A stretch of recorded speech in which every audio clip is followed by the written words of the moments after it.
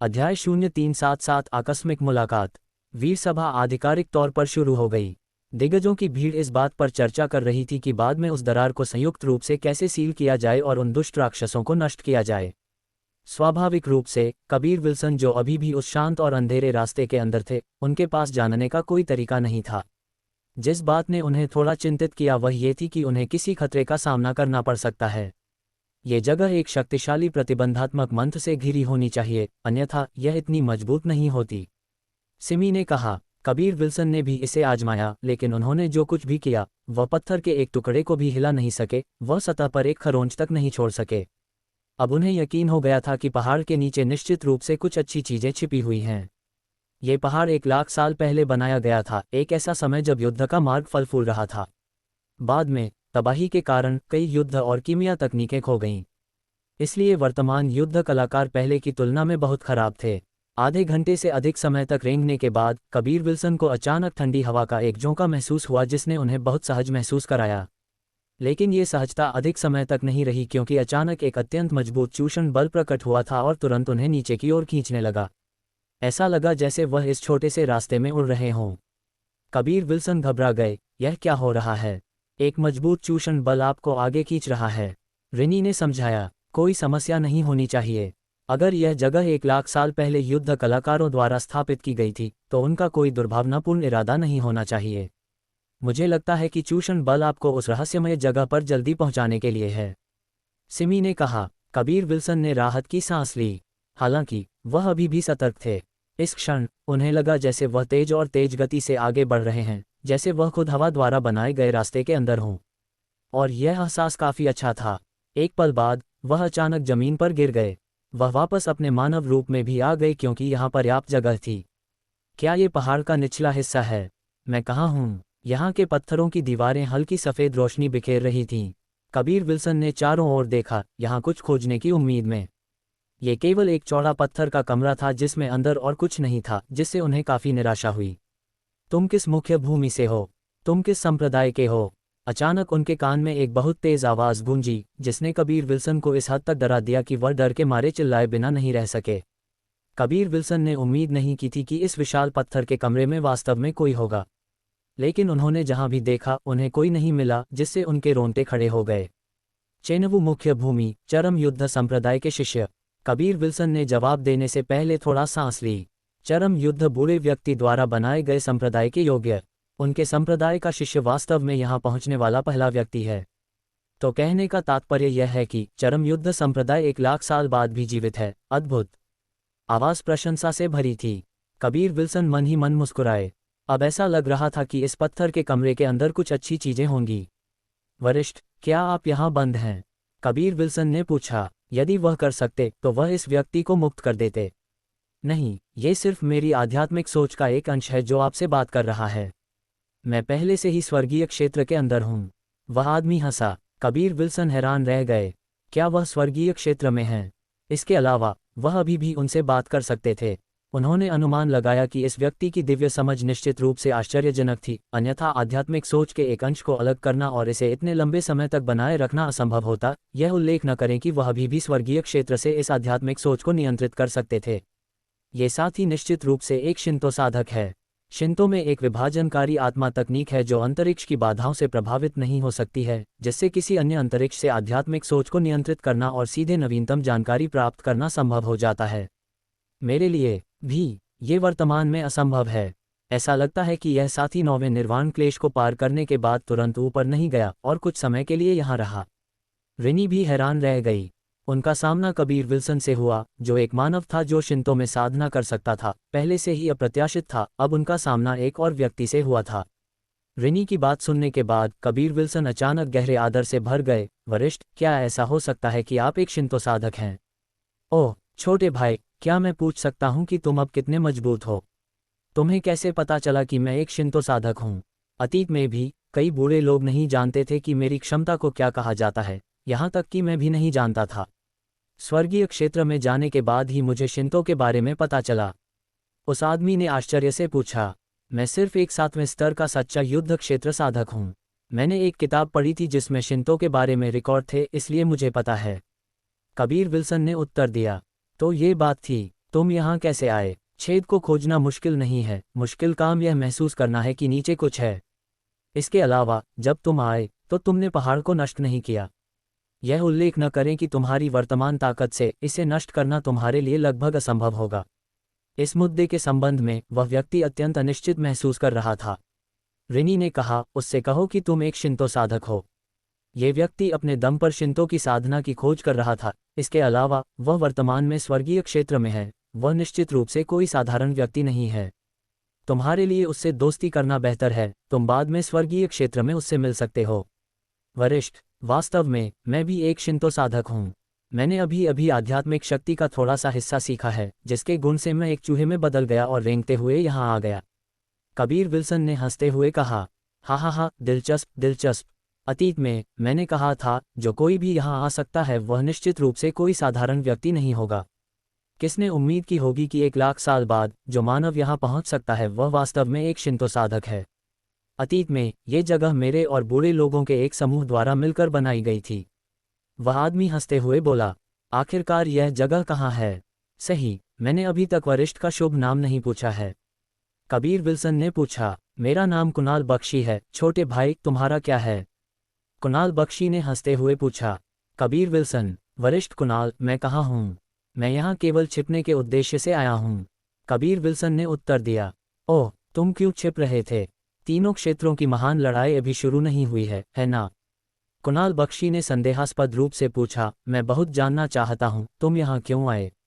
Kabir Wilson के पास ताई ची सबड्यूइंग ड्रैगन एक्सरसाइज थी। ये पहले से ही कई लोगों को पता था। उन्हें कुणाल बख्शी को ये बताने में डरने की कोई बात नहीं थी। सुनने के बाद कुणाल बख्शी गुस्से में होने के साथ साथ हैरान भी थे। हमने कभी कल्पना नहीं की थी कि हमारे बाद नश्वर युद्ध की दुनिया वास्तव में ऐसी हो जाएगी, इतनी बेसुरी। यह अच्छा है कि चरम युद्ध संप्रदाय के नेता सबसे महत्वपूर्ण क्षण में विभिन्न महाद्वीपों को एकजुट करने में सक्षम थे, अन्यथा चेनवू मुख्य भूमि समाप्त हो गई होती। कुणाल बख्शी ने गुस्से में कहा, कबीर विल्सन, वास्तव में तुम्हें डरने की जरूरत नहीं है। तुम्हारे गुरु वास्तव में बहुत मजबूत हैं, वह बिल्कुल भी तुम्हें चोट नहीं पहुंचने देते। एकमात्र कारण जो वह अपनी बहुत अधिक शक्ति का उपयोग करने का साहस नहीं करते हैं वह यह है कि उन्हें डर है कि उन्हें स्वर्गीय क्षेत्र में खींच लिया जाएगा। वर्तमान में वह रहस्यमय क्षेत्र के अंदर अभी भी सुरक्षित हैं। कुणाल बख्शी ने जारी रखा, चूंकि तुम यहाँ पहुँचने में सक्षम थे और तुम्हें मेरी स्वीकृति भी मिल गई, मैं तुम्हें 2 चीज़ें दूंगा। एक जादुई उपकरण है जिसे तियान लुओ दरवाजा कहा जाता है, और दूसरा एक नक्शा है। कबीर विल्सन मन ही मन खुश थे। हालांकि वह नहीं जानते थे कि इन 2 चीज़ों में क्या अच्छा था, लेकिन वह जानते थे कि ये चीज़ें निश्चित रूप से साधारण नहीं थीं। पाद टिप्पणियाँ अध्याय 378, राजाओं की मुख्य भूमि। अचानक पत्थर के कमरे के केंद्र में एक सफ़ेद प्रकाश पुंज दिखाई दिया। जब कबीर विल्सन उसके पास पहुंचे तो उन्होंने सफ़ेद पुंज के अंदर 2 चीज़ें हवा में तैरती हुई पाईं। एक हथेली जितनी बड़ी काली डिस्क थी और दूसरा एक नक्शा था। जैसे ही कबीर विल्सन ने उन्हें अपने हाथों में लिया, उन्होंने देखा कि काली डिस्क पर बहुत सारे पाठ लिखे थे।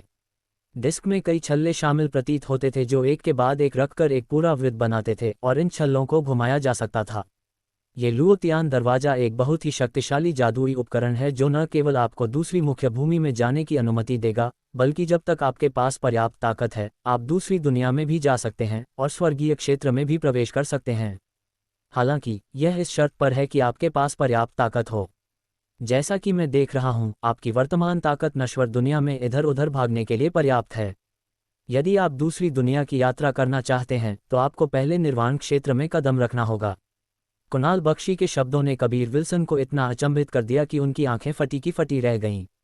अपने बेतहाशा सपनों में भी वह कभी कल्पना नहीं कर सकते थे कि इतनी साधारण सी दिखने वाली चीज़ वास्तव में इतनी शक्तिशाली थी कि वह किसी को दुनिया पार करने और यहाँ तक कि अन्य मुख्य भूमियों पर आसानी से आने जाने की अनुमति दे सकती थी।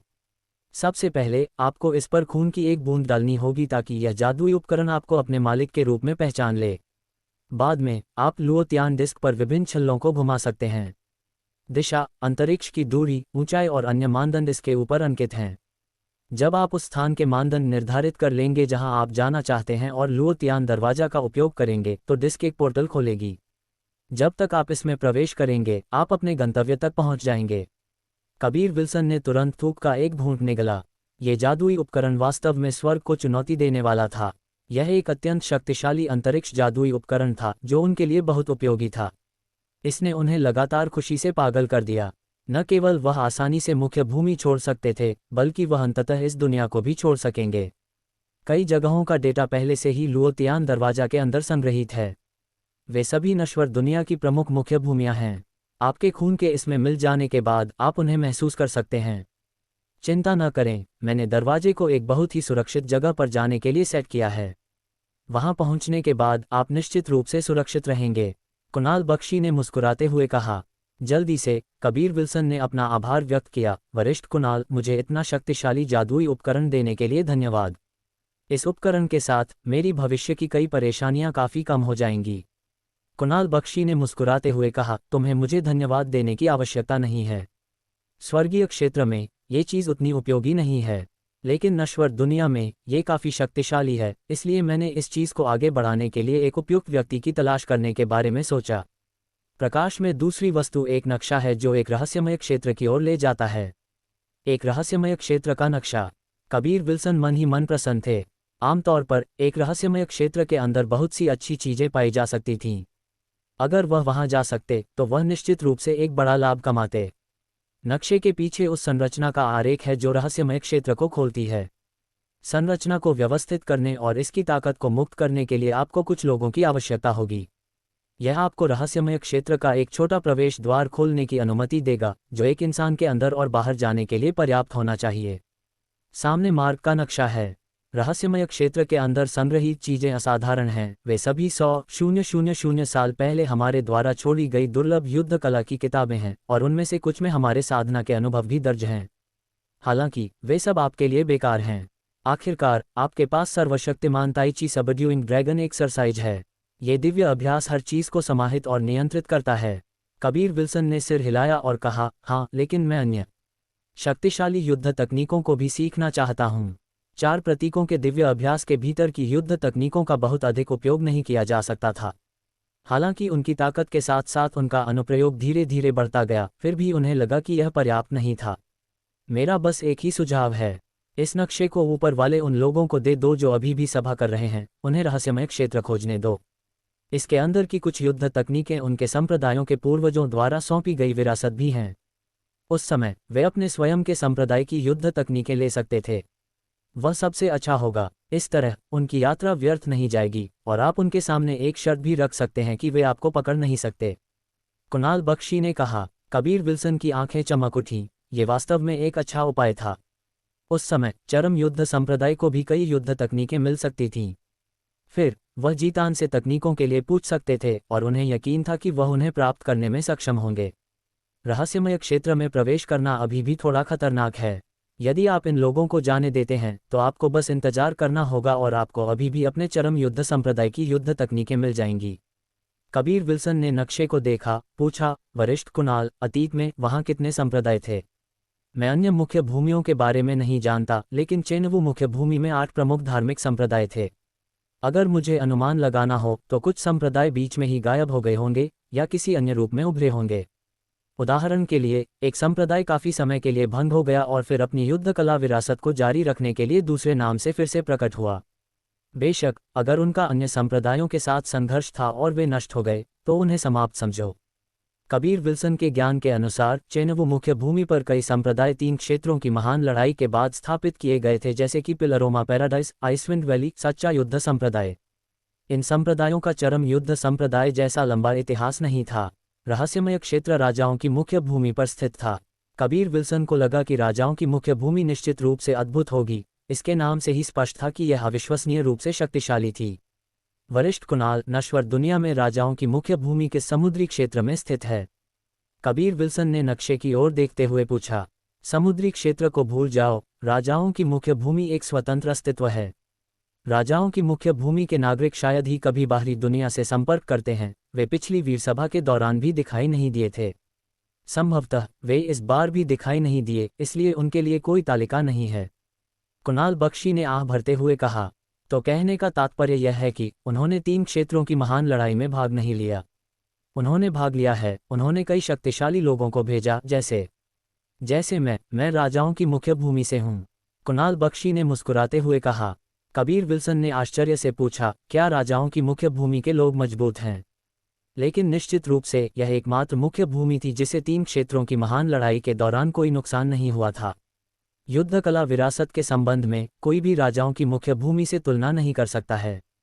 यदि आपने निर्णय ले लिया है तो मैं आपको ऊपर भेज दूंगा जिससे आप उनके साथ एक सौदा कर सकेंगे। यदि वे नहीं चाहते हैं तो आप बचने का कोई रास्ता सोच सकते हैं। ओह, ये सही है। आप यहाँ क्या हुआ इसके बारे में किसी को नहीं बता सकते। यदि वे पूछते हैं तो आप कह सकते हैं कि यह राजाओं की मुख्य भूमि के एक वरिष्ठ की ओर से था। कुणाल बख्शी ने कहा। कबीर विल्सन ने अपना सिर हिलाया। मैंने निर्णय ले लिया है। वरिष्ठ कुणाल, क्या आपका आध्यात्मिक विचार भविष्य में भी यहाँ रहेगा? नहीं, मैं पहले से ही स्वर्गीय क्षेत्र का व्यक्ति हूँ। मुझे नश्वर दुनिया के मामलों में हेरफेर नहीं करना चाहिए। आपके जाने के बाद मेरे आध्यात्मिक विचार का यह अंश भी समाप्त हो जाएगा। कुणाल बख्शी ने कहा। कबीर विल्सन थोड़े निराश हुए। उन्होंने कुणाल बख्शी के साथ शिंतो पर चर्चा करने के लिए समय समय पर यहाँ आने के बारे में सोचा था, लेकिन वह जानते थे कि भविष्य में अवसर मिलेंगे। आखिरकार वे अभी भी स्वर्गीय क्षेत्र में मिल सकते थे। हालांकि मैं यहाँ नहीं रहूँगा, आप साधना करने के लिए कभी भी यहाँ आ सकते हैं। मुझे लगता है कि यह जगह चेनवू मुख्य भूमि में सबसे सुरक्षित जगह होनी चाहिए। कुणाल बख्शी ने मुस्कुराते हुए कहा, मैं अब आपको ऊपर भेजने जा रहा हूँ। मेरा अनुमान है कि वे लोग निश्चित रूप से डर के मारे उछल पड़ेंगे। पत्थर के कमरे के ऊपर जीतान उत्साहपूर्वक बोल रहे थे कि अचानक उन्होंने कबीर विल्सन को कमरे के केंद्र से ऊपर उठते देखा। जीतान के मुंह से आश्चर्य की एक चीख निकल गई। उनका चेहरा पीला पड़ गया जैसे उन्होंने कोई भूत देख लिया हो। चौकोर मैदान पर पत्थर की मेजों को इस तरह व्यवस्थित किया गया था कि वे एक वृत्त बना सकें। इस क्षण हर कोई केंद्र में खड़े कबीर विल्सन को देख रहा था। उनके रूप जीतान से बहुत अलग नहीं थे। अध्याय 379 विरासत। कबीर विल्सन भाग गए थे और फिर भी वह यहाँ थे। क्या वह केवल मौत को गले नहीं लगा रहे थे? आखिरकार उन्होंने शक्तिशाली दिग्गजों की भीड़ को गुस्सा दिलाया था। जिस बात ने सभी को हैरान कर दिया वह ये थी कि कबीर विल्सन वापस आ गए थे, लेकिन वह मूर्ख नहीं थे, इसलिए निश्चित रूप से इसके पीछे कोई कारण होना चाहिए। तदनुसार प्रवीण कुमार और अन्य लोग जल्दी से आगे आए और कबीर विल्सन को घेर लिया। वे सभी गुस्से में कबीर विल्सन को घूर रहे थे। उन सभी का धीरन द्वारा बेरहमी से मजाक उड़ाया गया था, विशेष रूप से प्रवीण कुमार का, जिनके साथ तो एक बेवकूफ़ बड़े सुअर जैसा व्यवहार किया गया था। कबीर विल्सन बिल्कुल शांत और संयमित दिखे। उन्होंने उपेक्षा भरे लहजे में कहा, वरिष्ठों, मैं बस खुद को हल्का करने गया था। बस इतनी सी बात है, हंगामा करने की कोई आवश्यकता नहीं है। खुद को हल्का करने गए थे सिर्फ इसलिए कि वह शौचालय गए थे। विभिन्न मुख्य भूमियों के सभी दिग्गज गर्म तवे पर चींटियों की तरह चिंतित थे और उनमें से अधिकांश तो गुस्से के कारण आंतरिक चोटों के शिकार होने वाले थे। हालांकि किसी ने भी उनकी बकवास पर विश्वास नहीं किया। कबीर विल्सन भाग गए थे और अब वह वापस आए थे तो बस इसलिए क्योंकि इसके पीछे कोई कारण था। और जाहिर तौर पर कबीर विल्सन का अचानक गायब होना और प्रकट होना, ऐसी तरकीब बहुत ही अनोखी थी जिसने सभी को अपने दिल में बार बार आश्चर्यचकित होने पर मजबूर कर दिया। आप लोग ऐसे क्यों हैं? अगर मैं भागना चाहता तो मैं निश्चित रूप से भाग सकता था। क्या मेरे गुरु ने अभी तक कोई कदम नहीं उठाया था? कबीर विल्सन ने मुस्कुराते हुए कहा। उनका यह उदासीन रूप सैकड़ों निर्वाण क्षेत्र के युद्ध कलाकारों को क्रोधित कर रहा था, लेकिन उनका ये संयम उनके साहस को भी दर्शाता था। निश्चित रूप से यदि किसी के पास धीरन जैसे गुरु हों तो कौन निडर नहीं होगा। ठीक है, सच बताऊं तो मैं मूल रूप से भाग गया था, लेकिन जब मैंने दिन रात आप लोगों द्वारा पीछा किए जाने के बारे में सोचा तो मुझे बहुत अच्छा नहीं लगा। सबसे पहले तो ताइची सबड्यूइंग ड्रैगन एक्सरसाइज मुझे मेरे गुरु द्वारा दी गई थी। जैसे ही मैंने इस बारे में सोचा मुझे एहसास हुआ कि आपको इसे सिखाने का मेरा कोई दायित्व नहीं है, और आपने अपनी ताकत के बल पर चरम युद्ध संप्रदाय को मुझे आपके हवाले करने के लिए मजबूर किया और मुझे आपको ताइची सबड्यूइंग ड्रैगन एक्सरसाइज देने के लिए मजबूर किया। आपके पास थोड़ी सी भी नैतिकता और न्याय नहीं है। कबीर विल्सन ने तिरस्कार से सभी की ओर देखा। तो क्या आपको लगता है कि आप वापस आएंगे और ये बातें कहेंगे तो हम आपको जाने देंगे? प्रवीण कुमार ने ठंडे स्वर में कहा। अरे, ताइची सबड्यूइंग ड्रैगन एक्सरसाइज मेरी है, मैं इसे आपके हवाले नहीं करने जा रहा हूँ। आप क्या कर सकते हैं? मेरे युद्ध अभ्यास को हथियाने के लिए आप जैसे सैकड़ों निर्वाण क्षेत्र के युद्ध कलाकार सामूहिक रूप से मुझे मजबूर करने जा रहे हैं। मैं जानता हूँ वर्तमान में मेरे पास कोई ताकत नहीं है। मैं एक नर्म संतरा हूँ, आप जब चाहें मुझे कुचल सकते हैं। अगर मैं अपने गुरु जितना शक्तिशाली होता तो मैंने आपको केवल घायल नहीं किया होता, मैंने आप सभी को मार डाला होता। आप ढोंगी लोग युद्ध कला के नियमों का उल्लंघन कर रहे हैं। आप निश्चित रूप से निर्वाण क्लेश के तहत मरेंगे। इस समय कबीर विल्सन थोड़े गुस्से में थे। प्रवीण कुमार अत्यंत क्रोधित थे। दूसरों के साथ भी ऐसा ही था। लेकिन जीतान की नज़र के सामने उन्होंने धैर्य रखा और कोई कदम नहीं उठाया। स्पष्ट रूप से कहूँ तो चूंकि आप आज मेरे युद्ध अभ्यास को छीनने आए हैं, इसलिए इसमें कोई आश्चर्य नहीं कि आप जो मेरे गुरु के ही युग के हैं, स्वर्गीय क्षेत्र में जाने में असमर्थ हैं। इस संबंध में मेरे गुरु आपसे कोसों आगे हैं। पहली बात तो यह है कि मेरे गुरु के पास आपको जान से मारने की पूर्ण शक्ति थी, लेकिन उन्होंने ऐसा नहीं किया और आपको जीवित रहने दिया। उस समय मेरे गुरु की ताकत के साथ यदि वह चाहते तो पूरे नश्वर दुनिया पर राज कर सकते थे, फिर भी उन्होंने ऐसा नहीं किया और यहाँ तक कि खुद को उस शापित जगह में कैद करना चुना। ऐसा इसलिए था क्योंकि उन्होंने सब कुछ देख लिया था, भले ही वह विक्षिप्त थे, वह आपसे 100 गुना नहीं 1000 गुना बेहतर हैं। अब आप लोगों ने न केवल मेरे गुरु को धन्यवाद दिया, बल्कि आप उनसे एक बूढ़े आदमी के रूप में नफरत करते हैं।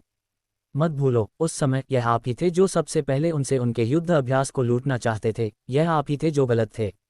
केवल इसलिए कि आप लोग एक साथ इकट्ठा हुए, साहपूर्वक यह विश्वास करते हुए कि आप सही थे, आपने वैसा व्यवहार किया।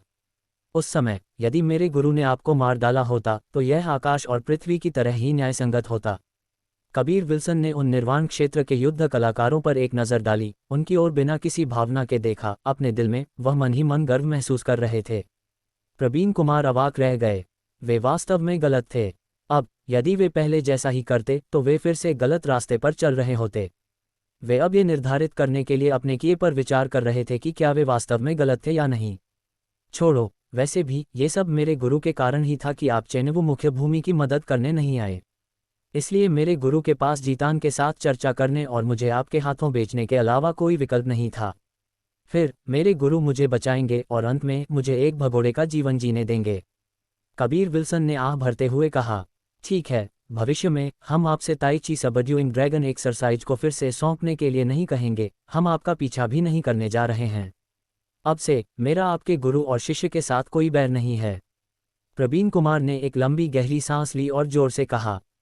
अन्य निर्वाण क्षेत्र के युद्ध कलाकारों ने भी यही राय व्यक्त की। वे जानते थे कि यह हमेशा के लिए जारी रहेगा, खून का बदला खून, ईंट का जवाब पत्थर।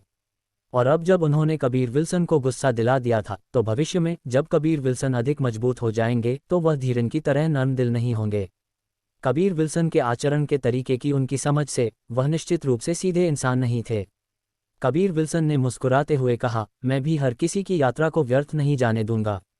यह मुझे एक वरिष्ठ द्वारा दिया गया नक्शा है। उनके अनुसार यह उस स्थान की ओर ले जाता है जहां 100,000 साल पहले के बूढ़े लोगों ने अपनी विरासत छोड़ी थी। उन्हें डर था कि नश्वर दुनिया का पतन हो जाएगा, इसलिए उन्होंने अपनी विरासत को एक रहस्यमय क्षेत्र के अंदर संग्रहित कर दिया था। बोलते हुए कबीर विल्सन ने नक्शा निकाला और इसे प्रवीण कुमार को सौंपते हुए आगे कहा, इसके पीछे एक गुप्त संरचना है। आपको इसकी शक्ति को मुक्त करने के लिए संरचना तैयार करने हेतु लोगों को इकट्ठा करना होगा। इस तरह आप रहस्यमय क्षेत्र के प्रवेश द्वार को खोलने में सक्षम होंगे। रही बात अंदर की, वरिष्ठ के अनुसार ये थोड़ा खतरनाक है, इसलिए उन्होंने मुझे न जाने की सलाह दी क्योंकि मैं पर्याप्त शक्तिशाली नहीं हूँ। प्रवीण कुमार ने नक्शा लिया और ध्यान से देखा। नक्शे की सामग्री से उन्हें यकीन था कि यह वास्तव में 100,000 साल पुराना था और संरचना का आरेख भी बहुत दुर्लभ और प्राचीन था।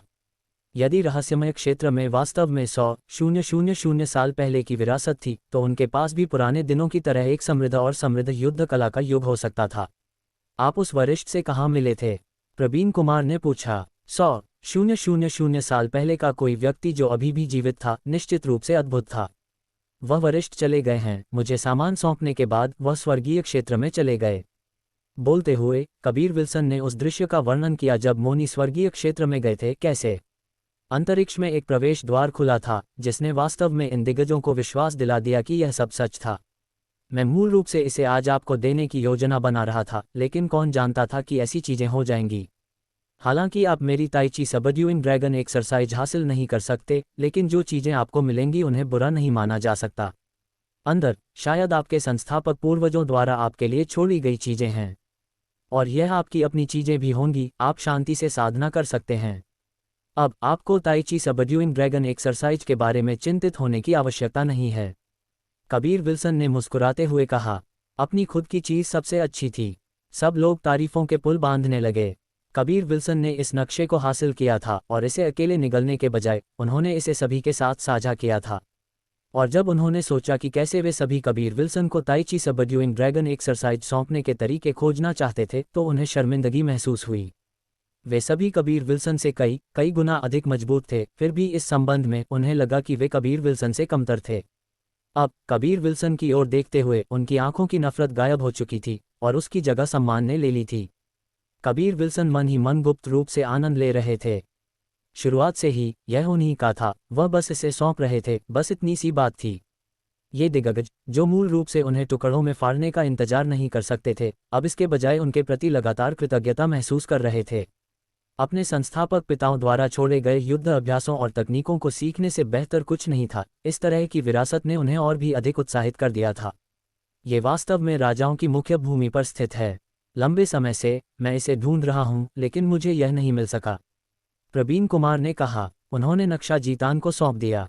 जीतान मुस्कुराए, चिंता करने की कोई आवश्यकता नहीं है, मेरे चरम युद्ध संप्रदाय के अलेक्जेंडर राजाओं की मुख्य भूमि से हैं। वह जानते हैं कि वहां कैसे जाना है। इसके अलावा मैं भी राजाओं की मुख्य भूमि की यात्रा करूंगा। सच कहूं तो वह स्थान युद्ध कला की पवित्र भूमि है। कबीर विल्सन ने उस गंजे बूढ़े आदमी को देखा। कुणाल बख्शी का उपनाम बख्शी था, क्या वे संबंधित हैं? उस स्थिति में कुछ तैयारी करने के बाद हम इन चीजों को प्राप्त करने के लिए राजाओं की मुख्य भूमि पर जाएंगे। 3 क्षेत्रों की महान लड़ाई शुरू होने वाली है। हम 100,000 साल पहले के लोगों की तुलना में बहुत पीछे हैं। प्रवीण कुमार ने आकाश की ओर देखते हुए हल्की आह भरी। अध्याय 380 लुओतियान दरवाजा। वर्तमान में वे अभी भी राजाओं की मुख्य भूमि के लिए रवाना नहीं हो सकते थे, क्योंकि 1,00,000 दानव पर्वतों में एक दरार दिखाई दी थी। उन्हें उस दरार को बंद करने की आवश्यकता थी और केवल तभी वे जा सकते थे। 100,000 साल पहले हमारे सेक्रेड लाइट टेम्पल ने भी कुछ विरासत छोड़ी होगी। हमें भी राजाओं की मुख्य भूमि पर जाने की आवश्यकता है। दूर से एक सुनहरी रोशनी चमकी और सुनहरे वस्त्र पहने लोगों का एक समूह उड़ता हुआ आया। सेक्रेड लाइट टेम्पल के सदस्य अभी तक नहीं गए थे। वे दूर से यहाँ होने वाली हर चीज पर ध्यान दे रहे थे। उन्होंने सब कुछ स्पष्ट रूप से देखा, कबीर विल्सन के अचानक भागने से लेकर उनके अचानक प्रकट होने तक। हालांकि उन्होंने कभी कल्पना नहीं की थी कि कबीर विल्सन वास्तव में इतने मूर्ख होंगे कि वह नक्शा सौंप देंगे। कबीर विल्सन मूर्ख नहीं थे। वह जानते थे कि उन्हें निर्वाण क्षेत्र में कदम रखने के लिए बहुत समय की आवश्यकता है। यदि वह अब अन्य मुख्य भूमियों के इन दिग्गजों के साथ दुश्मनी मोल लेते तो यह उनके लिए थोड़ा सा भी फायदेमंद नहीं होता। धीरन के लिए हमेशा चरम युद्ध संप्रदाय के अंदर रहना और उनकी रक्षा करना असंभव था। रूही, जीतान, ये दिग्गज भी किसी दिन नश्वर दुनिया छोड़ देंगे। उन्होंने ये सब एक सुरक्षित रास्ता निकालने के लिए किया था। उनके पास युद्ध अभ्यासों की कोई कमी नहीं थी। अब जब उन्होंने इन दिग्गजों को नक्शा सौंप दिया था तो वह उनके साथ एक अच्छा संबंध बनाने में सक्षम थे। यदि भविष्य में वह एक उच्च स्तरीय कीमियागर बन जाते तो ये शक्तिशाली दिग्गज अक्सर उनके संपर्क में रहते। जब तक उनके अच्छे संबंध थे, भले ही वह नश्वर दुनिया में सबसे मजबूत नहीं होते, फिर भी हर जगह उनका स्वागत किया जाता। प्रवीण कुमार ने कबीर विल्सन की ओर देखा, लेकिन कबीर विल्सन को मुस्कुराते हुए बोलते देखा, अब नक्शा मेरा नहीं है, मैं कोई जिम्मेदारी नहीं ले सकता। हालांकि यदि रहस्यमय क्षेत्र के अंदर सेक्रेड लाइट टेम्पल के लिए कोई विरासत नहीं बची है, तो मुझे लगता है कि इसे किसी ऐसे व्यक्ति को देने की कोई आवश्यकता नहीं है जो अपनी बातों और दायित्वों के खिलाफ जाए। सेक्रेड लाइट टेम्पल ने बहुत सारे संसाधनों को इकट्ठा करने के लिए अनगिनत नश्वर लोगों को गुलाम बनाया था, जिससे कई लोगों को नुकसान हुआ और यहाँ तक कि उनकी मौत भी हो गई। सेक्रेड लाइट टेम्पल के आचरण के तरीके से अन्य समुद्री क्षेत्र पूरी तरह से नफरत करते थे। किन जेजुन, मैं आपसे खुद को थोड़ा संयमित रखने के लिए कहता हूँ। यदि आप फिर से कुछ ज्यादा करते हैं तो मुझे लगता है कि 3 क्षेत्रों की महान लड़ाई शुरू होने से पहले आपको युद्ध कला के नियमों का पालन करना सिखाना आवश्यक हो जाएगा। जीतान ने ठंडे स्वर में कहा। किन जेजुन ने महसूस कर लिया था कि क्योंकि कबीर विल्सन ने नक्शा सौंप दिया था, इसलिए अन्य 3 समुद्री क्षेत्रों और चरम युद्ध संप्रदाय के बीच का संघर्ष सुलझता हुआ प्रतीत हो रहा था। यदि चरम युद्ध संप्रदाय पूर्वी समुद्र के उनके कई मुख्य भूमियों से निपटने के लिए अन्य 3 समुद्री क्षेत्रों के दिग्गजों के साथ हाथ मिला लेता, तो उनके पास एक हिस्सा सौंपने के अलावा कोई विकल्प नहीं बचता। सेक्रेड लाइट टेम्पल ने अभी तक पूरे पूर्वी समुद्र पर विजय प्राप्त नहीं की थी और फिर भी उसे कुचला जाने वाला था। यदि यह महत्वपूर्ण क्षण न होता तो वह किन जेजुन निश्चित रूप से इसे ऐसे ही नहीं जाने देते। आपको मुझे सिखाने की आवश्यकता नहीं है, मेरे पास नक्शे पर चिन्हित स्थान पर जाने की योग्यता भी है। किन जेजुन ने कहा, ये तो तय है, लेकिन प्रवेश करने के बाद आप केवल अपनी चीजें ले सकते हैं। यदि आपने दूसरों की विरासत के लिए लड़ने की कोशिश की तो मुझे असभ्य होने के लिए दोष मत देना, प्रवीण कुमार ने कहा। सेक्रेड लाइट टेम्पल के लोगों के आने के बाद उन्होंने एक साथ दरार से निपटने के तरीके पर चर्चा जारी रखी। कबीर विल्सन ने अनमने मन से उनकी बात सुनी। अंत में उन्हें केवल इतना पता चला कि ये दिग्गज राजाओं की मुख्य भूमि के लिए जल्दी निकलने और युद्ध कला की दुर्लभ पुस्तकों को प्राप्त करने के लिए दरार को अवरुद्ध करने हेतु संयुक्त रूप से एक मुहर लगाने का निर्णय ले चुके थे। फिर यहाँ आए उन सभी छोटे दुष्ट राक्षसों को नष्ट करने के लिए सेना में शामिल हो गए। बैठक के बाद जीतान दिग्गजों की भीड़ के साथ चरम युद्ध संप्रदाय के लिए रवाना हुए और एक भोज का आयोजन किया। लेकिन कबीर विल्सन के पास भाग लेने के लिए अतिरिक्त समय नहीं था। उन्होंने चरम डैनकिंग कोर्टयार्ड लौटने से पहले कियारा लुइस और इप्सिता बाजवा के साथ कुछ समय तक बातचीत की। हालांकि वीर सभा के दौरान कई घटनाएं घटी थीं, लेकिन अंत में ये सब बहुत शांतिपूर्ण ढंग से समाप्त हुआ। इसके अलावा हर कोई इस बात पर सहमत हुआ था कि वे आक्रमणकारी राक्षसों और शैतानों के खिलाफ चरम युद्ध संप्रदाय के साथ मिलकर लड़ेंगे। चरम डैनकिंग कोर्टयार्ड में कबीर विल्सन निजी कमरे में छिप गए और लुओतियान दरवाजा बाहर निकाला। हालांकि यह एक डिस्क थी, यह एक अंतरिक्ष प्रवेश द्वार खोल सकती थी, इसलिए इसका नाम लुओतियान दरवाजा रखा गया था। अपने खून की एक बूंद डालने और इसके मालिक के रूप में पहचाने जाने के बाद जब कबीर विल्सन ने अपनी दिव्य समझ को डिस्क में डाला तो वह तुरंत इसके अंदर संग्रहित बहुत सारी विस्तृत सामग्री पढ़ने में सक्षम हो गए। इसके अलावा उन्होंने एक नक्शा भी देखा जो बहुत बड़ा था और उस पर नश्वर दुनिया की विभिन्न मुख्य भूमियां चिन्हित थीं। प्रत्येक मुख्य भूमि पर कई सुरक्षित ठिकाने थे जो कबीर विल्सन के चुनने के लिए उपलब्ध थे। कबीर विल्सन को चेनवू मुख्य भूमि पर काफ़ी निशान मिले। सबसे पास का निशान हीरोज माउंटेन के पास एक जंगल में था। जब तक वह वहां जाते वह लुओतियान दरवाजा में दर्ज डेटा के अनुसार विभिन्न महाद्वीपों के लिए एक प्रवेश द्वार खोल सकते थे। लुओतियान दरवाजा इतना शक्तिशाली था और फिर भी सिमी और भूमिका ने भी इसके बारे में कभी नहीं सुना था। कबीर विल्सन को इसका उपयोग बहुत समझदारी से करना था, यदि वह नहीं चाहते थे कि दूसरों को इसके बारे में पता चले, और स्वाभाविक रूप से वह जाकर सभी को यह नहीं बताने वाले थे कि उनके पास ऐसी कोई चीज़ है। रात में चरम युद्ध संप्रदाय में काफ़ी हलचल थी, ये बहुत जीवंत था। भोज में हर कोई अपने दिल की संतुष्टि तक पी रहा था क्योंकि उनकी खुशी की हंसी की आवाज़ें चरम युद्ध संप्रदाय में गूंज रही थीं। और जहां तक शक्तिशाली दिग्गजों का सवाल था, वे वास्तव में अच्छे मूड में थे। हालांकि उन्होंने ताइची सबड्यूइंग ड्रैगन एक्सरसाइज हासिल नहीं की, लेकिन उन्हें वह नक्शा मिल गया जिसमें प्राचीन विरासतों के स्थान को चिन्हित किया गया था। फिर भी इस हलचल के बीच कबीर विल्सन कहीं नहीं मिले। कबीर विल्सन ने अपने दोस्तों से कह दिया था कि वह थोड़े थके हुए हैं और आराम करने के लिए वापस जा रहे हैं। कबीर विल्सन के चरम डैनकिंग कोर्टयार्ड लौटने और लुओतियान दरवाजा के मालिक के रूप में पहचाने जाने के बाद उन्होंने चुपचाप चरम युद्ध संप्रदाय छोड़ने से पहले अपना भेष बदल लिया। भले ही उन्होंने 72 परिवर्तनों का उपयोग नहीं किया, फिर भी उनकी छिपाने की तकनीक शानदार थी। कबीर विल्सन अपनी जिज्ञासा को रोक नहीं सके, वह लुओतियान दरवाजा की शक्ति को आजमाना चाहते थे। जब भी वह लुओतियान दरवाजा की मदद से नश्वर दुनिया में विभिन्न महाद्वीपों की यात्रा करने के बारे में सोचते, वह लगातार उत्साहित हो जाते। शहर के बाहर एक जंगल में दूर जहां बहुत अंधेरा था, कबीर विल्सन एक पेड़ के नीचे बैठ गए और लुओतियान दरवाजा निकाला। आपको क्या लगता है कि यहाँ से समुद्र तट कितनी दूर है? मैं समुद्र देखना चाहता हूँ, कबीर विल्सन ने पूछा। उन्होंने पाया कि इतने वर्षों के बाद भी उन्होंने कभी नहीं देखा था कि समुद्र कैसा दिखता है। उस स्थिति में आप लोड्स द्वीप के आसपास के क्षेत्र पर विचार करें। 1 मिनट रुकिए, मुझे आपके उतरने के लिए एक अच्छी जगह खोजने में मदद करने दीजिए, रिनी ने कहा। वह भी देखना चाहती थी कि लुओतियान दरवाजा कितना शक्तिशाली था। कबीर विल्सन ने आश्चर्य से पूछा, दुर्गंधित ड्रैगन, तुम इसे कैसे ढूंढने वाली हो? या तुम खुद वहां जाने और जांच करने की योजना बना रही हो? बिल्कुल नहीं। शिंतो में 9th हेवन में घूमना नामक एक उच्च स्तरीय तकनीक है जो मेरी दिव्य समझ को मेरे शरीर से बहुत दूर जाने की अनुमति दे सकती है। इसके अलावा इसकी गति प्रकाश की गति जितनी तेज है। मेरे लिए भी इसका उपयोग करना बहुत कठिन है क्योंकि यह मेरी दिव्य समझ को बहुत तेजी से समाप्त करता है, रिनी ने कहा। मैं इसका उपयोग कब कर पाऊंगा? कबीर विल्सन इस तकनीक के लिए लगातार तरस रहे थे। जब आपकी दिव्य आत्मा किशोरावस्था के कम से कम 10वें स्तर पर होगी। अब आप केवल पहली सीढ़ी पर हैं, आपको अभी लंबा रास्ता तय करना है, रिनी ने उत्तर दिया। दिव्य आत्मा बहुत धीमी गति से बढ़ती थी जिसने कबीर विल्सन को थोड़ा परेशान कर दिया था।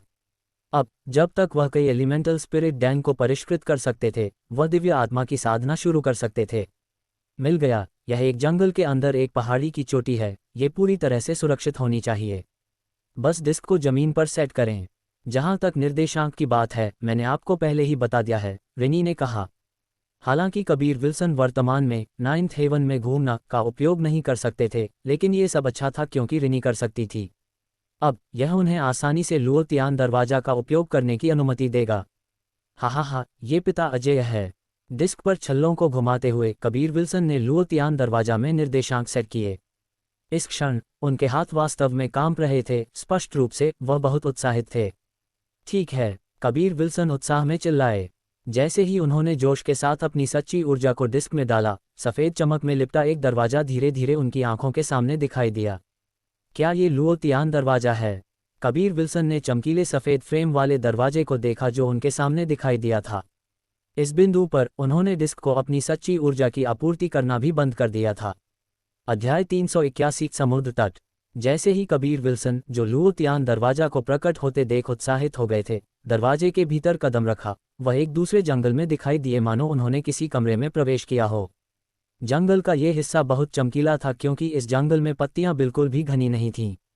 इसके अलावा पहाड़ी की चोटी पर रात का आकाश तारों से भरा था जो असाधारण रूप से चमक रहे थे। लुओतियान दरवाजा गायब हो गया था। उस स्थिति में यदि मैं वापस जाना चाहता हूं तो क्या मुझे इसे एक बार फिर से खोलना होगा? कबीर विल्सन के बाहर आने के बाद वहां किसी प्रवेश द्वार का कोई नामोनिशान नहीं था। कुणाल बख्शी ने इस बारे में कभी कुछ नहीं कहा था। तुमने अपनी सच्ची ऊर्जा भी बहुत अधिक समाप्त कर दी है।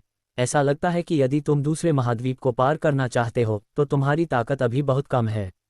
पास की किसी जगह की यात्रा करना कोई समस्या नहीं होनी चाहिए, लेकिन किसी दूर के स्थान के लिए ये ठीक नहीं है, सिमी ने कहा। लुओतियान दरवाजा के रहस्य का परीक्षण करने के बाद कबीर विल्सन तुरंत आकाश में उड़ गए और तारों की रोशनी में दूर के समुद्र को निहारने लगे।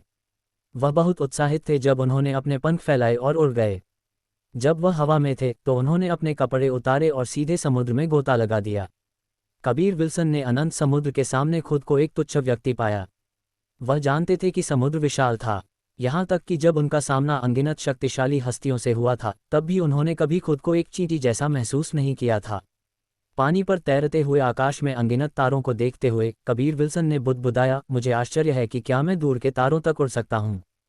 क्या इन तारों पर लोग रहते हैं? इसके बारे में बहुत ज़्यादा मत सोचो, बस आनंद लो, सिमी ने हंसते हुए कहा। कबीर विल्सन ने अपने होंठ सिकुड़े और उनके चेहरे पर एक मुस्कान आ गई। मैं यहाँ अकेला बोर हो रहा हूँ। तुम बाहर क्यों नहीं आती और मेरे साथ स्नान क्यों नहीं करती? ऐसा कभी नहीं होगा, सिमी ने प्यार से डांटते हुए कहा। हालांकि वह और भूमिका फिर भी बाहर आई लेकिन वे समुद्र तट पर खड़ी हो गईं। रिनी भी उनके पीछे पीछे बाहर आई क्योंकि उन्होंने समुद्र तट की नर्म और नाजुक रेत पर कदम रखा था। दोनों को बाहर आते देख कबीर विल्सन तट की ओर तैरने लगे और उनके चेहरे पर एक कामुक मुस्कान बिखर गई। इस समय उन्होंने केवल एक पैंट पहनी हुई थी, जबकि सिमी और भूमिका दोनों ने घुटने तक की सफ़ेद स्कर्ट पहनी हुई थी जो उनकी बर्फ जैसी सफ़ेद सुंदर पिंडलियों को प्रदर्शित कर रही थी। उन दोनों के वैदूर्य जैसे पैरों ने समुद्र तट पर कदम रखा जबकि उन्होंने एक दूसरे का हाथ पकड़ रखा था और समुद्र तट पर टहलते हुए धीरे धीरे बढ़ती समुद्री लहरों को महसूस कर रही थीं। जिस चीज़ ने कबीर विल्सन को मंत्रमुग्ध कर दिया वह ये थी कि जब उन्होंने वर्तमान भूमिका को देखा तो वह अतीत की तुलना में कहीं अधिक सुंदर लग रही थी। हालांकि उनका रूप अभी भी बर्फ जैसा ठंडा था, लेकिन उनकी सुंदर आंखों की जोड़ी ने एक विशेष आकर्षण जोड़ दिया था। इसने ये भ्रम पैदा किया कि बर्फ के अंदर बंद एक सुंदर फूल अचानक पिघल गया हो, जैसे उनका उदासीन और महान आचरण उनकी आश्चर्यजनक उपस्थिति के साथ आने वाली एक अजीब ठंडक के साथ गर्म धूप में जीवित हो उठा हो। अरे जल्दी वहां देखो, कबीर विल्सन अचानक चिल्लाए। सिमी और भूमिका ने तुरंत देखा। केवल कबीर विल्सन को अचानक अपना हाथ हिलाते हुए देखा और पानी के एक बड़े ज्वार ने उन्हें ढक दिया जिससे उनके कोमल शरीर भीग गए। जब नटखट रिनी ने यह देखा तो वह जल्दी से पानी में भागी और अपनी शक्ति से सिमी और भूमिका पर पानी छिड़का। एक तरफ वह खेल रही थी तो दूसरी तरफ वह एक शरारती हंसी बिखेर रही थी। छोटे बदमाश, जल्दी रुको, सिमी ने प्यार से डांटा। उसने कमजोरी का एक अंश भी नहीं दिखाया, चाहे उसके कपड़े पानी से भीग गए हों। वह पानी में चली गई और कबीर विल्सन और रिनी पर पानी छिड़कने लगी। वरिष्ठ बहन, जल्दी मेरी मदद करो, सिमी ने कोमल लहजे में आवाज लगाए। भूमिका थोड़ी हैरान हुई, लेकिन वह फिर भी सिमी के पास चली गई और सिमी की तरह ही अपने दोनों हाथों से कबीर विल्सन और रिनी पर पानी छिड़कने लगी। इस शांत समुद्र तट पर कबीर विल्सन और तीनों लड़कियां मस्ती कर रहे थे। इसके अलावा जब कबीर विल्सन ने भूमिका के चेहरे पर खुशी की मुस्कान देखी और भूमिका की कोमल हंसी सुनी तो कबीर विल्सन को अपने दिल में संतुष्टि महसूस हुई। काफ़ी देर तक खेलने के बाद हर कोई पूरी तरह भीग चुका था। रिनी को ये पसंद नहीं आया क्योंकि उसके शरीर से एक सफ़ेद चमक निकली और उसने सफ़ेद कपड़ों का एक सेट पहन लिया। भूमिका और सिमी अभी भी कबीर विल्सन के साथ पानी में थीं। वे पूरी तरह से गीली थीं। उनकी सुडौल काया पूरी तरह से दिखाई दे रही थी, जिसने कबीर विल्सन के खून को उनके दिमाग में दौड़ा दिया, खासकर तब जब उन्होंने उनकी गीली पोशाक के पार उनकी बर्फ जैसी सफ़ेद त्वचा देखी। कबीर विल्सन खुद को उन्हें निहारने से नहीं रोक सके। छोटे बदमाश, तुमने ये जानबूझकर किया है, सिमी ने धीरे से डांटा।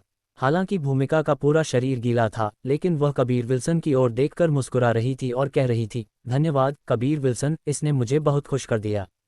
बहन भूमिका, तुम मुझे कैसे धन्यवाद देने वाली हो? कबीर विल्सन ने कहा और उनके चेहरे पर एक कामुक मुस्कान आ गई। सिमी अच्छी तरह से जानती थी कि भूमिका बदल रही थी और वह सब कबीर विल्सन के कारण था, जिसके बारे में उसने कभी सपने में भी नहीं सोचा था। बेशक यह एक अच्छी बात थी। वह कबीर विल्सन की भी आभारी थीं। भूमिका का चेहरा थोड़ा लाल हो गया, हालांकि उनके होठों पर अभी भी मुस्कान की एक रेखा थी, क्योंकि उन्होंने अपने पैर की उंगलियों पर खड़े होकर कबीर विल्सन के गाल पर चूमा। हालांकि यह केवल एक हल्का सा चुंबन था, फिर भी इसने कबीर विल्सन के दिमाग को सुन्न कर दिया। ऐसा लगा जैसे उनके लिए समय रुक गया हो। उन्होंने कभी उम्मीद नहीं की थी कि भूमिका वास्तव में उन्हें इस तरह धन्यवाद देगी। शुरुआत से ही वह सिर्फ मजाक कर रहे थे। भूमिका कबीर विल्सन के मंदबुद्धि रूप को देखकर मुस्कुराए और वापस अंगूठी के अंदर चली गई। सिमी ने हल्के से कबीर विल्सन के गाल पर थप्पड़ मारा और धीरे से हंसते हुए कहा, छोटे बदमाश, जाग जाओ। कबीर विल्सन होश में आए। उनके सामने खड़ी आकर्षक काया विशेष रूप से लुभावनी थी, खासकर उनके शरीर से चिपके पतले गीले कपड़ों के साथ। अपने दिल में कबीर विल्सन गुप्त रूप से तड़प रहे थे। वह उस समय को याद करने से खुद को रोक नहीं सके जब उन्होंने सिमी को गले लगाया था। सिमी एक तिरस्कार के साथ अंगूठी में लौट आई, जिससे उन्हें बेहद निराशा हुई। काफी खेलने के बाद कबीर विल्सन बिना कपड़ों के समुद्र तट पर बैठ गए। दूर एक सफेद प्रकाश के बिंदु को देखते हुए पूछा, क्या वह लोर्ड्स द्वीप है? सिमी और भूमिका अपने कपड़े बदलकर कबीर विल्सन के बगल में बैठ गईं, उनके साथ विशाल समुद्र को निहारने लगी, उस क्षितिज पर जहां समुद्र आकाश से मिलता था। जबकि रिनी ने समुद्र तट पर रेत से एक ड्रैगन का ढेर बना दिया था। ये होना चाहिए। क्या तुम्हारे पास सम्राट क्रिस्टल नहीं है? क्यों न तुम एक बार कोशिश करके देखो कि क्या तुम किसी क्रिस्टल लॉर्ड को महसूस कर सकते हो? सिमी ने कहा। कबीर विल्सन ने हंसते हुए कहा, तुम लोग शायद ही कभी मेरे साथ आती हो, चलो भोर तक इंतजार करते हैं। अब वह वास्तव में अपने बगल में बैठी दो सुंदरियों को गले लगाना चाहते थे, लेकिन उन्होंने हिम्मत नहीं की।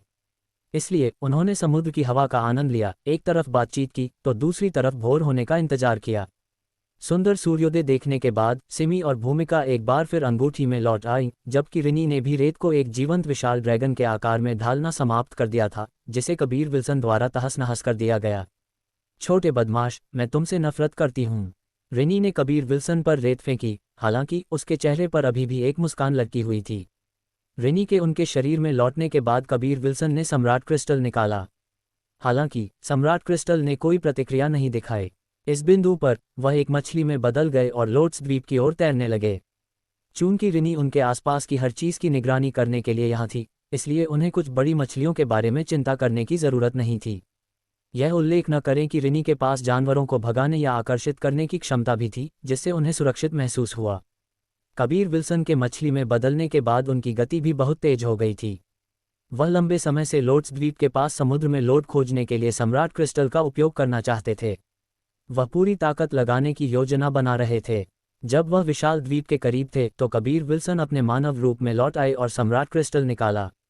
जैसे ही सम्राट क्रिस्टल उनके हाथ में आया, वहां एक बड़ी प्रतिक्रिया हुई। अध्याय 382 गहरे समुद्र का खजाना। सम्राट क्रिस्टल से जितनी बड़ी प्रतिक्रिया मिलती, लॉर्ड उतना ही समृद्ध होता। कबीर विल्सन ने अपनी आंखें बंद कर लीं और सम्राट क्रिस्टल के माध्यम से अपने चारों ओर की सभी नसों को महसूस किया। बहुत जल्द उनके दिमाग में एक समुद्र तल की छवि दिखाई दी। ये लोर्ड्स द्वीप के दूसरी तरफ स्थित था और वहां कोई चीज एक शानदार सफेद आभा बिखेर रही थी। इसमें कोई संदेह नहीं था कि वे क्रिस्टल पत्थर थे। हालांकि जो बात कबीर विल्सन की अपेक्षाओं से पूरी तरह बाहर थी, वह ये थी कि समुद्र के नीचे इतने सारे पहाड़ थे। यहाँ वास्तव में इतने सारे क्रिस्टल पत्थर हैं। ऐसा लगता है कि लोर्ड्स द्वीप के लोगों को शीर्ष श्रेणी के क्रिस्टल पत्थरों के स्थान का पता नहीं है। मुझे लगता है कि वे केवल क्रिस्टल लॉर्ड के स्थान को ही महसूस कर सकते हैं। कबीर विल्सन खुशी से पागल हो गए। वह एक मछली में बदल गए और तेजी से उस स्थान की ओर तैरने लगे। लोर्ड्स द्वीप विशाल था। यदि कोई इसे आकाश से देखता तो यह एक विशाल कमल के समान दिखाई देता। जैसे ही कबीर विल्सन लोर्ड्स द्वीप के तट के साथ तैर रहे थे, उन्हें ऊपर से आने वाली हलचल सुनाई दे रही थी। हालांकि वर्तमान में उनकी बाकी द्वीप की खोज करने की कोई योजना नहीं थी। वह केवल सार्थक की अनुपस्थिति का लाभ उठाना चाहते थे और कुछ शीर्ष श्रेणी के क्रिस्टल पत्थरों को हथियाना चाहते थे। सार्थक अत्यंत शक्तिशाली थे। कबीर विल्सन को चिंता थी कि यदि क्रिस्टल लोड में कोई समस्या उत्पन्न हुई तो सार्थक द्वारा उन्हें खोज लिया जाएगा। यदि कबीर विल्सन पकड़े जाते तो ये परेशानी का सबब होता। इसके अलावा सार्थक, जो चरम युद्ध संप्रदाय में बहुत दूर थे, उन्होंने शायद कभी कल्पना भी नहीं की होगी कि कबीर विल्सन रातों रात लोड्स द्वीप के आसपास दिखाई देंगे। भले ही कबीर विल्सन अपनी सबसे तेज गति से यात्रा करते, फिर भी यह एक असंभव उपलब्धि होती। यद्यपि कबीर विल्सन के मन में सार्थक के प्रति काफ़ी अच्छी छवि थी, लेकिन उनका मानना था कि ये क्रिस्टल लोड प्राकृतिक रूप से बने थे। जब तक वे उनके द्वारा खोजे गए थे तब तक यह उनके लेने के लिए था। इसके अलावा लोड्स द्वीप के लोग वैसे भी इन शीर्ष श्रेणी के क्रिस्टल पत्थरों को निकालने में असमर्थ हैं, इसलिए कबीर विल्सन को थोड़ा सा भी पछतावा महसूस नहीं हुआ। दुर्गंधित ड्रैगन, अब तुम्हारी बारी है। बहुत तेज गति से कबीर विल्सन एक क्रिस्टल नस के पास पहुंचे। इस क्षण वह अभी भी समुद्र के नीचे थे। रिनी ने कहा, यह अजीब है, इन क्रिस्टल नसों पर लोगों को काम करना चाहिए ना। यहाँ कोई क्यों नहीं है? क्या वे पहले ही इस नस का काम पूरा कर चुके हैं? फिर उन्होंने शीर्ष श्रेणी के क्रिस्टल पत्थरों को क्यों छोड़ दिया? कबीर विल्सन हैरान थे। रिनी द्वारा यह निर्धारित करने के बाद कि आसपास कोई नहीं था, वह वापस अपने असली रूप में लौट आए और शीर्ष श्रेणी के क्रिस्टल पत्थरों के स्थान की जांच करने के लिए एक बार फिर सम्राट क्रिस्टल निकाला। सम्राट क्रिस्टल की दिव्य शक्ति की मदद से कबीर विल्सन के दिमाग में धीरे धीरे एक दृश्य दिखाई दिया। समुद्र तल पर कुछ पहाड़ों के अंदर सफ़ेद रोशनी के हल्के धब्बे थे। सबसे नीचे प्रकाश की एक विशाल चमकीली गेंद थी। कबीर विल्सन ने अनुमान लगाया कि यह निश्चित रूप से शीर्ष श्रेणी का क्रिस्टल पत्थर था। इसके अलावा वहां इतनी विशाल मात्रा थी। कबीर विल्सन को सम्राट क्रिस्टल से जो दृश्य मिला था उससे वह देख सकते थे कि समुद्र तल के नीचे वास्तव में एक परित्यक्त क्रिस्टल लोड था। जो कुछ बचा था वह शीर्ष श्रेणी के क्रिस्टल पत्थर थे जो समुद्र तल के नीचे गहरे छिपे हुए थे, और कुछ उच्च श्रेणी के क्रिस्टल पत्थर थे जिनकी किसी ने खोज नहीं की थी। चलो काम पर लग जाते हैं, मैं तुम्हें स्थान बताऊंगा। कबीर विल्सन ने अपनी दिव्य समझ से रिनी को निर्देशांक बताए, केवल अपनी दाहिनी बांह पर एक चमक देखने के लिए, जिसके बाद एक सफ़ेद रोशनी निकली। यह कोई और नहीं बल्कि रिनी थी, जो एक किरण में बदल गई और समुद्र के नीचे पहाड़ में समा गई। इस क्षण कबीर विल्सन समुद्र में इतनी गहराई में गोता लगा चुके थे कि वह दबाव सहने में असमर्थ थे। इसके अलावा यहाँ बहुत अंधेरा था। यहाँ लंबे समय तक क्रिस्टल पत्थरों का खनन करना वास्तव में कठिन होगा। हालांकि वह जानते थे कि लोड्स द्वीप के पास निश्चित रूप से कुछ विशेष तरीके थे, अन्यथा सार्थक शायद इतने अमीर नहीं होते। यदि तुम्हारे पास कई शीर्ष श्रेणी के क्रिस्टल पत्थर हैं तो तुम साधना के लिए एक त्यान्यवान संरचना तैयार कर सकते हो। यह संरचना भारी मात्रा में स्पिरिट की को इकट्ठा कर सकती है, जिसे बाद में ट्रूकी में बदल दिया जाता है, और यह ट्रूकी किसी में भी डाली जा सकती है। ये तरीका साधना की गति को तेज कर सकता है। मुझे लगता है कि तुम्हारे गुरु ऐसा करने में सक्षम होने चाहिए। तुम उनसे बाद में पूछ सकते हो, भूमिका ने कहा। कबीर विल्सन ने सिर हिलाया और अपने चारों ओर सब कुछ महसूस करना जारी रखा, क्योंकि उन्होंने फिर से सम्राट क्रिस्टल निकाला। वह दूसरी नस खोजने की कोशिश कर रहे थे। इसके तुरंत बाद रिनी ऊपर आए और कबीर विल्सन के हाथ में एक स्टोरेज पाउच ठूंस दिया, इससे पहले कि वह खुद को उसकी बांह से जोड़ लेती। वर्तमान में अभी भी कुछ क्रिस्टल पत्थर बचे थे, हालांकि वे सभी उच्च श्रेणी के क्रिस्टल पत्थर थे और यहाँ वहाँ बिखरे हुए थे। यदि वह उन्हें प्राप्त करना चाहते तो इसमें लंबा समय लगता, और वह उन्हें प्राप्त करने में बहुत आलसी थे। उनकी इस यात्रा का मुख्य लक्ष्य शीर्ष श्रेणी के क्रिस्टल पत्थर थे। कितना बड़ा क्रिस्टल पत्थर है? मैं इसके कम से कम 50,000 टुकड़े काट सकता हूँ। कबीर विल्सन ने ठंडी सांस ली। वर्तमान में उन्हें पैसों की सख्त जरूरत नहीं थी, उन्हें कुछ कीमती स्पिरिट जड़ी बूटियों की आवश्यकता थी। जबकि इन दुर्लभ और कीमती स्पिरिट जड़ी बूटियों को कभी कभी पैसों से नहीं खरीदा जा सकता था। 50,000 शीर्ष श्रेणी के क्रिस्टल पत्थर 500 मिलियन मध्यम श्रेणी के क्रिस्टल पत्थरों के बराबर होंगे। हालांकि आमतौर पर कोई भी शीर्ष श्रेणी के क्रिस्टल पत्थरों का आदान प्रदान करने के लिए तैयार नहीं होता है। अब वह जानते थे कि सार्थक इतने अमीर क्यों थे। एक क्रिस्टल नस का कुल मूल्य सिर्फ इस शीर्ष श्रेणी के क्रिस्टल पत्थर से कहीं अधिक था। उन्होंने फैसला किया कि यदि भविष्य में कोई अवसर मिलता है तो वह निश्चित रूप से लोड्स द्वीप को बेरहमी से ठगेंगे। कबीर विल्सन एक बार फिर मछली में बदल गए और गहरे समुद्र में तैरने लगे। समय समय पर वह ये जांचने के लिए सम्राट क्रिस्टल निकालते थे कि पास में कोई क्रिस्टल नस है या नहीं। धीरे धीरे कबीर विल्सन ने लोड्स द्वीप के चारों ओर अपनी खोज का दायरा बढ़ा दिया। हमारे सामने बहुत से लोग हैं। अजीब है, वे समुद्र के नीचे लग रहे हैं, रिनी ने अचानक कहा। कबीर विल्सन ने आनन फानन में सम्राट क्रिस्टल निकाला। जल्द ही एक छवि जो सफ़ेद चमक से भरी थी उनके दिमाग में दिखाई दी। पहले उनके दिमाग में छवि हमेशा घने अंधेरे जैसी होती थी, लेकिन अब वह घने अंधेरे वाली छवि अनगिनत सफ़ेद चमक बिखेर रही थी। जहां भी सफ़ेद चमक थी वह क्रिस्टल नसों का स्थान था। उन्हें यकीन था कि वे निश्चित रूप से क्रिस्टल नस का खनन कर रहे थे, वह भी एक बड़े पैमाने पर। मैं अमीर होने वाला हूँ। कबीर विल्सन लगातार उत्साहित थे। वह आगे तैरने से पहले एक मछली में बदल गए। 2 घंटे के बाद उन्हें बहुत आश्चर्य हुआ। समुद्र तल आश्चर्यजनक रूप से हल्की सफ़ेद रोशनी बिखेर रहा था।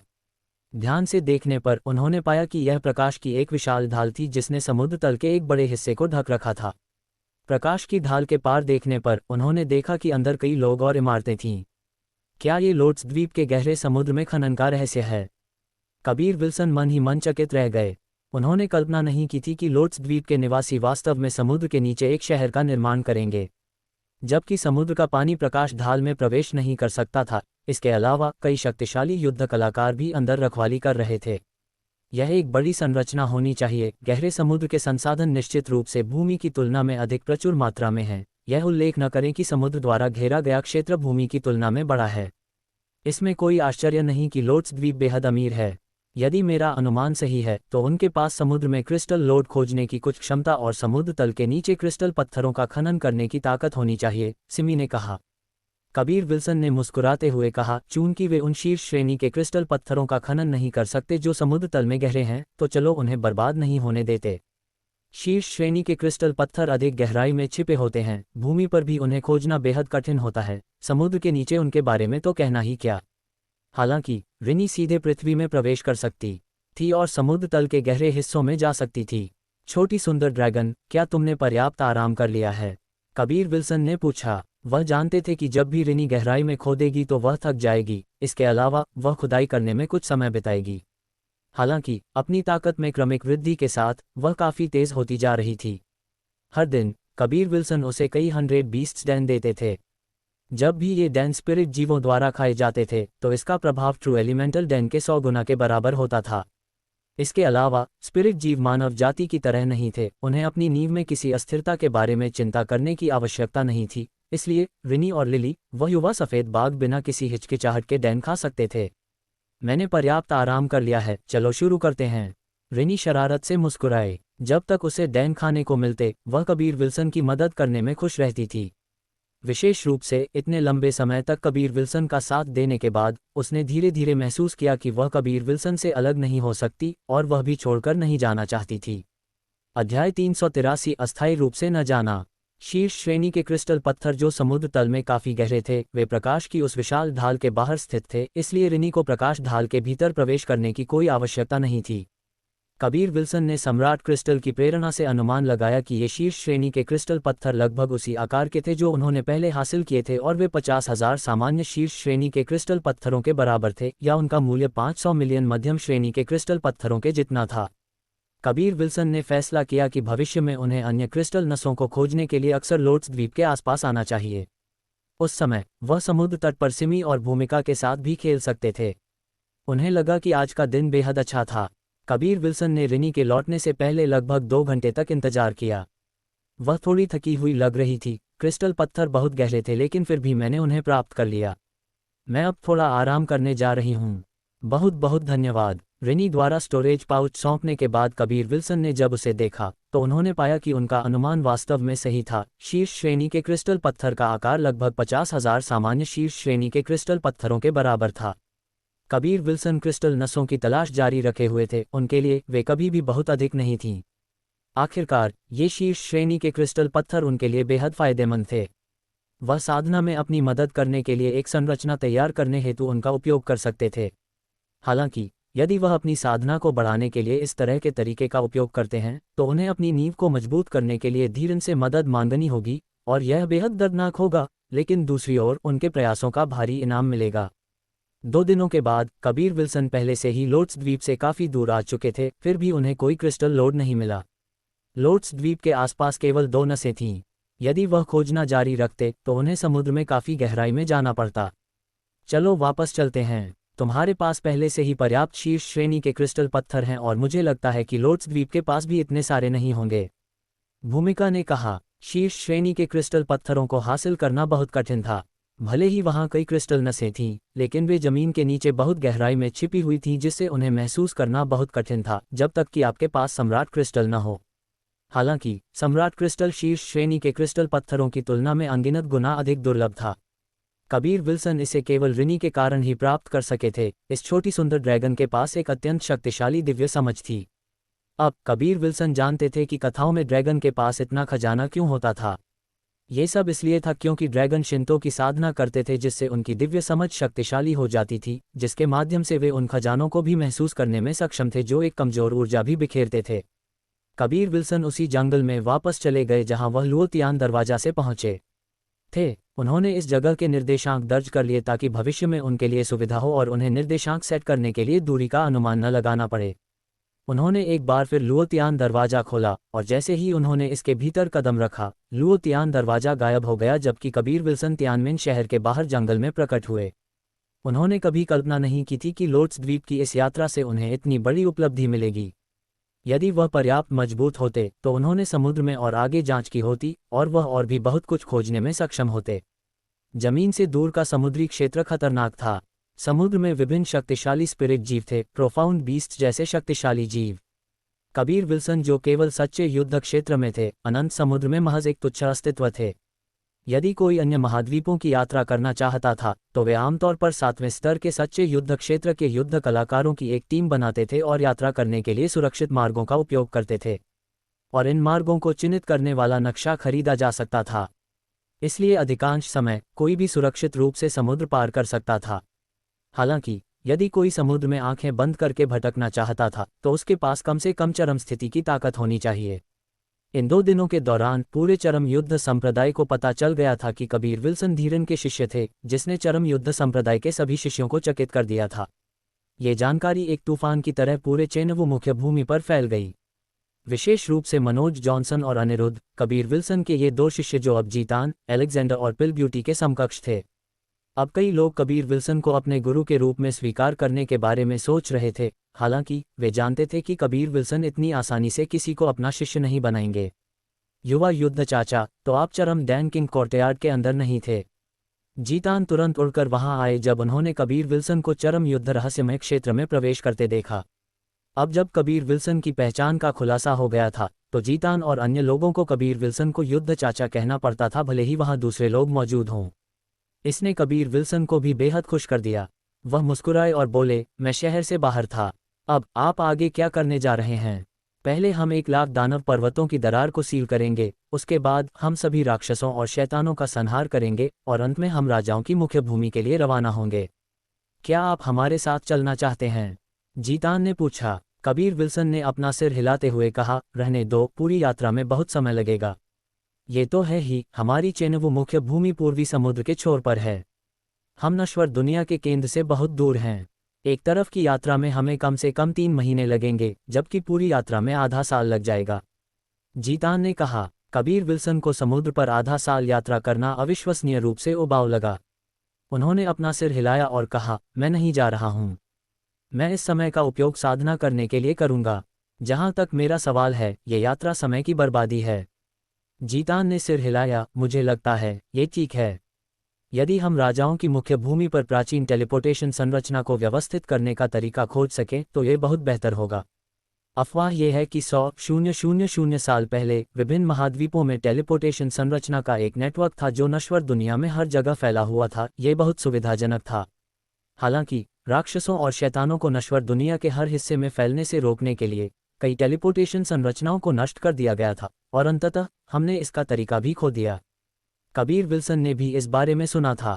हालांकि भले ही टेलीपोर्टेशन संरचनाएं अभी भी वहां थीं, टेलीपोर्ट करने के लिए बड़ी संख्या में शीर्ष श्रेणी के क्रिस्टल पत्थरों की आवश्यकता होगी, जिसे सामान्य लोग वहन नहीं कर सकते थे। केवल कबीर विल्सन के पास ही ऐसी बहुत सी चीजें हो सकती थीं। कबीर विल्सन तियानमेन शहर की दिव्य हथियार दुकान पर पहुंचे। बहन रूही, क्या दोनों लड़कियां भी राजाओं की मुख्य भूमि पर जा रही हैं?